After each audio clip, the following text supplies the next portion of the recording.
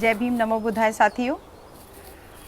आप सब लोगों का जो ढेर सारा प्यार फेसबुक पे, व्हाट्सएप पे और फ़ोन कॉल्स के द्वारा जो मुझे मिल रहा है, उसके लिए मैं बहुत धन्यवाद करूँगी। और जो ये अवार्ड मुझे मिला है आना यूएसए की तरफ से, Ambedkar association of north America USA की तरफ से, ये अवार्ड सिर्फ मुझे नहीं मिला है या सिर्फ मेरे व्यक्तिगत कार्य के लिए नहीं मिला है। ये बहुजन समाज की हर उस महिला के लिए अवार्ड है कि जो जो अपने अपने मन में जज्बा रखती है समाज को परिवर्तित करने का, अपने मन में जज्बा रखती है कि वो कुछ अच्छा कर सकती है, अपने मन में जज्बा रखती है कि वो बहुजन महापुरुषों की विचारधारा का प्रचार प्रसार कर सकती है।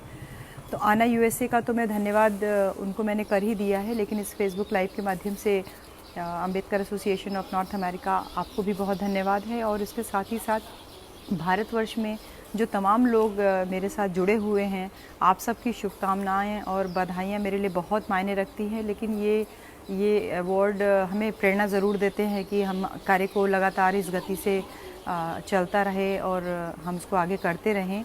लेकिन केवल ये एक मतलब एक मार्ग में एक तरीके से एक इम्पीटस, एक जो है एक किक का काम करता है कि हम कैसे, एक इंस्पिरेशन का काम करता है कि हमको अपना काम लगातार जारी रखना है।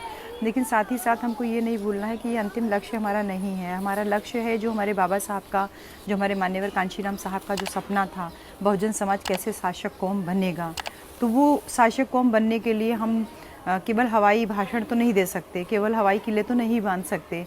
हाँ, ये है कि महापुरुषों की विचारधारा का जो प्रचार प्रसार है, उसकी परिणति हमको इस बार के उत्तर प्रदेश के लोकल पंचायत और जिला पंचायत और ग्राम प्रधानी चुनाव में भी देखने को मिला कि जो हमारे सक्रिय लोग थे, जिनको कि ये कहा जाता था कि आप केवल अपनी सुरक्षित सीट से ही लड़ सकते हैं, वो लोग निर्दलीय लड़े, सामान्य सीट से लड़े और फिर वो चुनाव जीते।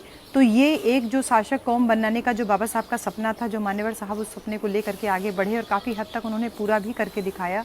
उस सपने को पूरा करने में जो इस बार के पंचायत इलेक्शंस के जो नतीजे हैं, वो एक छोटी सी जो है किरण, आशा की किरण वापस हमारे अंदर जागृत करते हैं। मैं एक उदाहरण दूंगी। अंबेडकर नगर में भी एक गांव है जहां की महिलाएं ने मिल करके ये कह दिया कि जो कोई भी इस गांव में अगर नोट बांटने की कोशिश करेगा, साड़ी बांटने की कोशिश करेगा या कुछ और बांटने की कोशिश करेगा, ऐसे व्यक्ति को तो घर के दरवाजे पे घुसने भी नहीं देना है। और फिर सिर्फ 2 गांव के लोगों ने बिल्कुल मिल करके और एक सामान्य सीट से अपने एक महिला प्रधान को चुना। ये एक बहुत बड़ी उपलब्धि है। ऐसे तमाम केसेस हैं, झांसी की तरफ है, आजमगढ़ में है, तमाम केसेस ऐसे हम लोगों को देखने को मिल रहे हैं। तो ये कहीं ना कहीं महिलाओं की उस जागृति की ओर इंगित कर रहा है, जहाँ पे उन्हें एक बहुत सीमित दायरे में देखा जा रहा था कि केवल आप या तो अपनी जाति तक या तो अपने लिंग तक सीमित रहिए। लेकिन अब वो कहती हैं कि नहीं, एक बहुत कम उम्र की लड़की है, सबसे कम उम्र की मुझे लगता है कि वो हो गया 21 साल की, वो लड़की इस बार जिला पंचायत सदस्य चुनी गई है, यहीं आजमगढ़ की है वो। तो मैं बधाई दे रही हूँ उन सारी महिलाओं को जो लगातार प्रयास कर रही हैं, क्योंकि महिलाओं के साथ में एक हम लोग क्योंकि पढ़ाते भी हैं ये सब चीज़ें, कि महिलाओं के साथ सबसे बड़ी परेशानी यही है कि महिलाएं एज अ होल अपने आप को देखती ही नहीं हैं। महिलाएं वैसे ही डिस्क्रिमिनेटेड हैं, उनके साथ वैसे ही जो है भेदभाव होता है। और ऐसे में अगर वो जाति और धर्म और ये सब चीज़ों को देख करके वो और महिलाओं के साथ में भेद करना शुरू करती है, तो इससे हास्यास्पद कुछ और होता नहीं है। ऐसे में हम सबकी जिम्मेदारी है, मैं एक छोटा सा उस जिम्मेदारी का हिस्सा हूँ कि किस तरीके से महिलाओं को और सशक्त किया जाए, बहुजन विचारधारा से जोड़ा जाए। बहुजन विचारधारा से जोड़ने का काम इस वजह से क्योंकि भारत का संविधान जो ये कहता है कि भारत का प्रत्येक नागरिक बराबरी का हकदार है, चाहे वो किसी भी जाति का हो, धर्म का हो, लिंग का हो, कलर, किसी भी आधार पर उसके साथ कोई भेदभाव नहीं किया जाएगा। ऐसे में बहुजन महापुरुषों की जो विचारधारा है, जो हमेशा समानता का, बंधुत्व का, न्याय का संदेश देती है, उस विचारधारा से महिलाओं को जोड़ना बहुत आवश्यक है। क्योंकि वो जिस दिन ये समझ गए कि भारत का संविधान जब तक सुरक्षित है तब तक आप सुरक्षित हैं, और अगर ये संविधान खत्म हुआ या संविधान पे आँच आई तो इसकी सबसे ज़्यादा भुक्तभोगी केवल महिलाएं ही होंगी। क्योंकि ये बात तय है, हम लोग इसको जाकर के गांव-गांव में लोगों को समझाते भी हैं कि आज़ादी के पहले बल्कि आज़ादी के बाद तक महिलाओं की स्थिति कितनी खराब थी।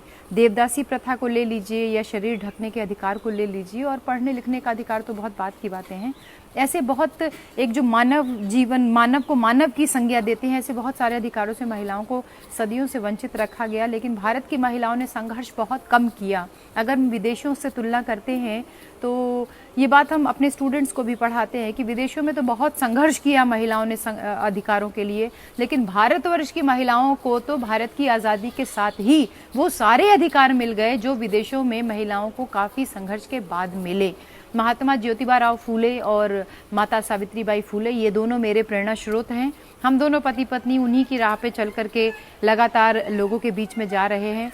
और आज आपके सामने हम इस अवार्ड के साथ में आपके सामने उपस्थित हैं। मैं धन्यवाद कर रही हूँ आप लोगों को बारंबार कि ये एक छोटा सा प्रयास है और ऐसी ये प्रयास हमको और सारी महिलाओं को और सारी बच्चियों को तैयार कर रहे हैं क्योंकि वो इस विचारधारा का प्रचार प्रसार आगे करते रहे, जिससे कि समाज में समानता का जो भाव है वो बना रहे और उसका प्रचार प्रसार होता रहे। तो मैं आज इसी संदेश के साथ आप सभी लोगों को, स्पेशली राजस्थान के कोई शिक्षक संघ है वो लगातार मुझे जो है मैसेज कर रहे हैं, उनको बहुत धन्यवाद दूंगी। हरियाणा से और भारत के कोने कोने से मेरे पास, यहाँ तक कि आसाम से जो है मेरे पास मैसेज आया, बधाई संदेश आया। बहुत सारे ऐसे लोग जिनको मैं नहीं जानती हूँ, कर्नाटक से, बैंगलोर से और केरल से। तो ये तो इंडिया के कोने कोने से, और इसके अलावा जो है विदेशों में भी बहुत सारे लोग जो इस सम्मान को देखा जिन्होंने और उन्होंने संदेश दिया, मैं उनको बहुत धन्यवाद दूंगी। और मुझे लगता है कि मेरे सबसे बुजुर्ग जो फॉलोअर है, मैं उनका विशेषतः आज नाम लूँगी, हमारे सम्मानित कानपुर के पुत्तीलाल भारती जी, जो कि 75 वर्ष की आयु में लगातार जो है फेसबुक से जुड़े हुए हैं, व्हाट्सएप से जुड़े हुए हैं, अपने संदेशों के माध्यम से हम सबका मार्गदर्शन भी करते हैं, हमको इंस्पिरेशन भी देते हैं।